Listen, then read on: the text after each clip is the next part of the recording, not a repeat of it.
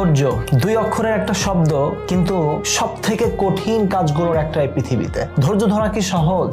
সহজ না। ধৈর্য ধরা মানে নিজের খারাপ সময়টাকে একা একা ফেস করে সামনে আগানো। ধৈর্য ধরা মানে নিজের মন খারাপ কান্নাকে হাসির মাধ্যমে লুকিয়ে রাখা। ধৈর্য ধরা মানে নিজের সেই দিনটার জন্য অপেক্ষা করা যে দিনটায় আপনার প্রতি হওয়া অন্যায়, অবহেলা, অবিচারের শেষ হবে। ধৈর্য ধরা মানে আল্লাহর উপর বিশ্বাস রেখে সামনে আগানো। ধৈর্য ধরা মানে নিজের সব প্রতিকূলতার বিরুদ্ধে গিয়েও নিজের জীবনকে এগিয়ে নিয়ে যাওয়া, নিজের স্বপ্নের পেছনে ছোটা। ধৈর্য সহজ না। এই পথ আপনার একলাকেই পাড়ি দিতে হবে। এই পথে আপনার কোনো সাথী থাকবে না। আপনার যত কাছের মানুষই হোক, আপনি তাদের পাশে পাবেন না।